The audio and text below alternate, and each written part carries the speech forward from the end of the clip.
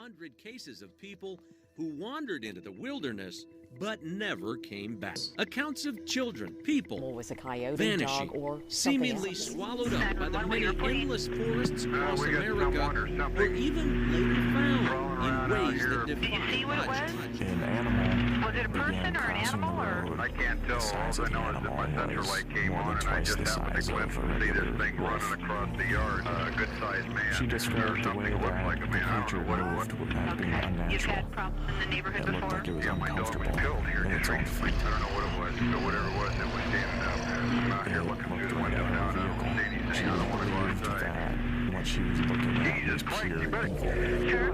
See ya. Hello? Get somebody out here. What's going on now, sir? That son of a bitch is about 6'9" up. Do you Studied see the him now, cases of sir? about Yes, I'm looking 100 right people, at him. at least, who claim that they've been abducted hang by on. aliens. He's One right. of Dr. Matt's Is he in your patients, yard, Linda, sir? Yeah, who he's says gone. she He's has big. been Faded out, abducted like since childhood. reality, and I was just what I remember being brought up this tunnel of light, right?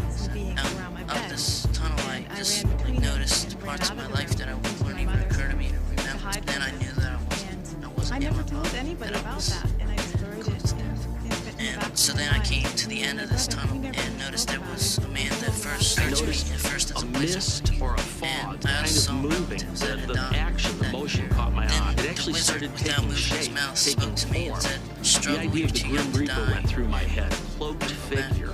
And as I was watching, it kept becoming more and more and more distinct to me that this was actually something with some type of presence. Like it knew I was there. And as I was watching it, it turned and looked directly at me. I felt like whatever this was angry at me. I wasn't welcome. It wanted me out. I had been face to face with a ghost or a demon, a spirit. I'm not really sure what. But this feeling of terror actually was going through me.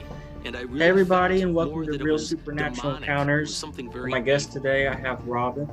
She's going to tell her experience and a few others. But before we do, Robin, could you give a brief bio about yourself? I live in the Midwest. I'm I don't want to say middle-aged woman, but over 50. I'm used to living by myself. I've lived by myself for probably over 30 years. So I don't. I have 2 kids and a grandbaby. That's me, I think. I work. I have a master's in very logic-based. I consider myself spiritual, although I was Christian. Well, Robin, I guess when you're ready, go ahead and start with your first experience and just tell them in order of your life. Okay. I'm really kind of nervous to talk about this. I don't want to say or do anything that may bring thing back. Okay. My daughter, who is a nurse, left my home and she got about a block away, and she called me and she said that she does not ever want me to go that direction because she had seen some kind of black mist. She really couldn't explain it, but she told me she was terrified and she didn't know for sure what it was. I would say easily probably 6 months after that, my daughter was driving, the grandbaby was in the back seat. I believe she was about 3 at that time. And they got about a block away, the same location. And the grandbaby got hysterical. She was not any part of anything. She was extremely worried about me. She could not be calmed or consoled. And my daughter and said they were coming back to the house so that I could assure. They pulled up outside. I went out to, calm the grandbaby, and she kept grabbing me and trying to pull me in the car. And she kept saying, "Nani, there was a man in the tree and he was staring at you. He watched that he had red eyes." So we just reassured her. But the last thing she said to me was very, very scary. She said, I want you to close all your windows and make sure your vents are closed, which is extremely odd for her. So probably fast forward another 6 months and I'm sitting out on my porch. I have my dog out there. He's a black lab. And I'm sitting on the porch in a swing. And I look over to the left and I see this creature about a third a block up from my house. And like kind of looks like a dog. Its face was like a wolf, and its body was kind of a cross between a dog and I'm not sure. It kind of walked like a dog. It turned and stared at me, and I thought, he knows I can see glowing red eyes, and I have never had this, but my blood ran cold. So when you hear that phrase, that's exactly what I experienced. It was terrifying. I instantly grabbed my dog. My dog turned and looked in the exact same direction, and I left and come in my house. I was so terrified. So fast forward about another maybe 3 months, maybe 6 months, and I am in bed sleeping, and I heard something scratching on my window screen. And that's what my cat does when he wants in. So I started to get up thinking, I need a cat in. And I felt the cat on my feet. So I thought, what? I heard something say in a very deep, growling voice, Robin, I want to come in, but you have to let me in. I started screaming, no, no. And I covered my ears. And I just kept saying, no, no. And I was so tired. I don't know what it meant, let me in. Is that somebody opened the door to let my cat in? Or did I have to actually ask it to come in?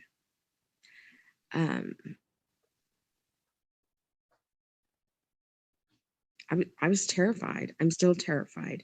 I'm afraid that if I talk about it, it will be inviting it back in. Yeah, that's my story. Okay. Would you like to go ahead and tell your couple of ghost stories you experienced? Mhm. Things move that I know, put it somewhere and it will disappear. This is on the coffee table and I'll get up to go be gone. And I look everywhere. And then I will sometimes tell the ghost, you need to bring that back. This is not funny. I need this. Oh, did say in the refrigerator,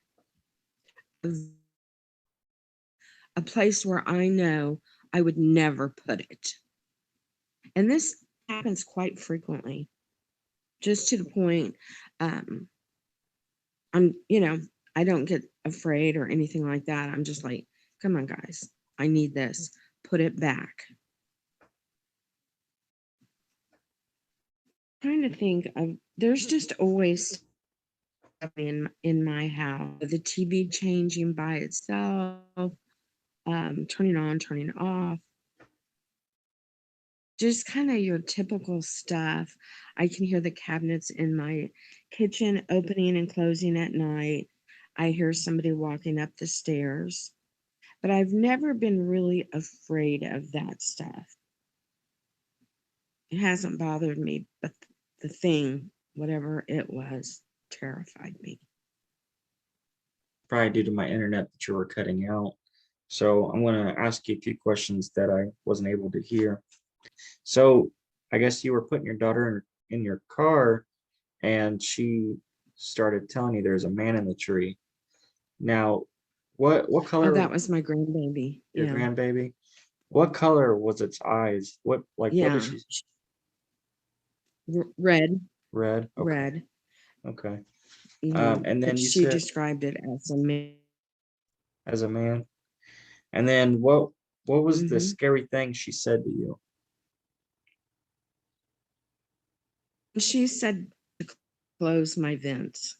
to close your She was vents? hysterical and said, yeah, the man was watching me. He watched me go in the house.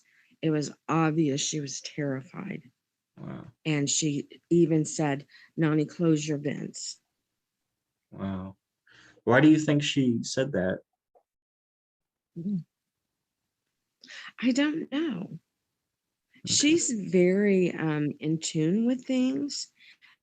However, I didn't know at the time if that tied into the thing that, was a smoky mist that my actual daughter had saw that terrified my daughter.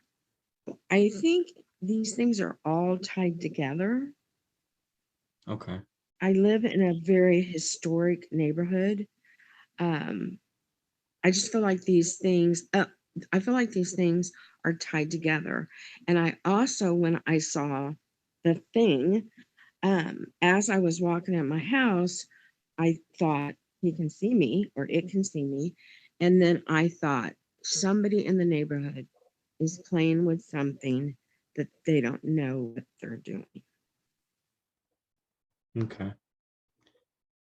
Um, now, so when she said that, obviously it put a lot of fear in you. Did she ever see that Mhm. again? No, No. Was she able no, to describe, other than a man, what this creature looked like? no, that he was in the tree, Okay. not standing on the ground. He was in the tree with red eyes and he was watching me. It wasn't like he was in the tree just looking around. Okay. He's not going to have red eyes. It's okay. There's nobody in the tree. She pointed to the tree across the street. She was hysterical, and she's never said anything about it since, anything like that since. Now, when she said that, did you look where she was talking about? Yeah, Yeah. we didn't see anything. Huh. Okay. And What time? she said he's not there now. Hmm. What? In the daylight or Yeah. What time was it? it was just right at like dusk, right? It was starting to get dark, but not totally dark. Okay. All right. And So when I had saw my thing, it was a little later in the evening, about 10:30. okay. So was it dark then around 10:30 when you saw your uh creature? Not totally, but enough where it was dark, but not totally dark. Okay. Are you able to see? I thought when you told when you had your experience, you only heard it. Did you see it too? The first time I saw it, when Okay. it was at my window, I just it Can you was a go? very deep growl. Could you go into a little bit more into the time that you seen it? The time that Yeah. that was about 10:30. Oh no, I It mean, was just it could you was go in more detail about when you seen it? Sorry. oh, it was in the fall, but it was chilly at night. So I would guess maybe the first part of October, because it was just starting to get chilly in the evenings. Okay. Now, you mentioned about your daughter seeing a smoky mist figure. Can you tell any more about that?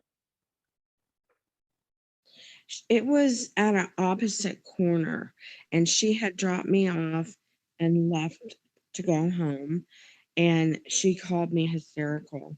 She had seen something, and she could only describe it as a black mist, but she said it wasn't like smoke, it was darker, and she was terrified. To the point she said, "Mom, I never want you to drive past this corner again." Absolutely terrified. And she's a nurse, so she don't scare easy, and she's seen lots of stuff. So she's not, she's a pretty strong woman. Okay. Do you think she would be interested in coming on and telling her story as well? You know, probably not. She's like me.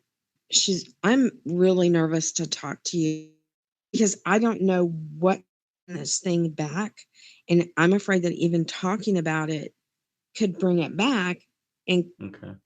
what does that mean? How is it going to get in? Yeah. Okay. So I think she would not want to even talk about it. We have not talked about it, and the only person I've talked to about it is you. Okay. And I talked to her about it right after it shared this with anybody. I'm too afraid. Okay. All right. Now, you said that when you was having your experience, uh, you was hearing it from your window of a deep growling voice, uh, telling you to let it in. Now, was this Yeah. was it physical, verbal, or did you hear it in your head like a telepathic or mind speak? I thought I heard it in my ear, Okay. and my dog did set up and look at the window. Okay. All right. What do you think this creature was? Honestly, I think it's something demonic. I don't know. Okay. I think, like I said, initially, I thought somebody is playing with something that know what they're messing with. Yeah. Okay. And so, did you have any other prior or previous problems when you moved into this house before those two incidents? No, No. never, never. How long have you lived where you And like I are? said, everything I've ever experienced, uh, 7 years, 7 years? Wow. and everything I've ever experienced has been just more, a challenge, difficult. Nothing in my life has terrified me like this did. Okay. All right. You said that in your house you have things that just kind of get misplaced and put in places you wouldn't normally put things. Now, how Hmm. much does that happen? On the average, I'd say maybe once a week. Wow. Okay. Have you I'm thought not about afraid. keeping like writing down a list every time it happens? No, I've never thought of that. Just to kind of keep, tabs on, where things are going, at what times they're going, just to see if there's some type of Yeah. pattern. No, I never have because I do know it's usually something personal. I'm the only one, but something very personal. And it It doesn't seem malicious. It just seems like somebody playing a joke or something. Okay. And do you think what do you think it is? Do you think it's a ghost or do you think it's something else? The stuff that's disappearing, I just think it's a ghost Okay. or spirit.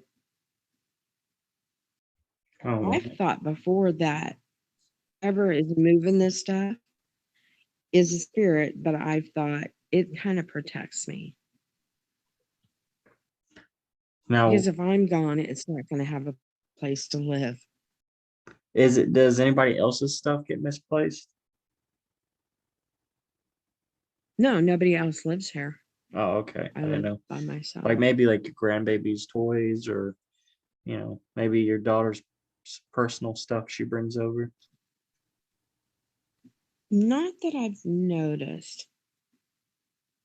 Okay. Now, before all this physical wolf-looking creature experiences happen to you, and with the ghost misplacing your items, have you had any other supernatural or paranormal experiences?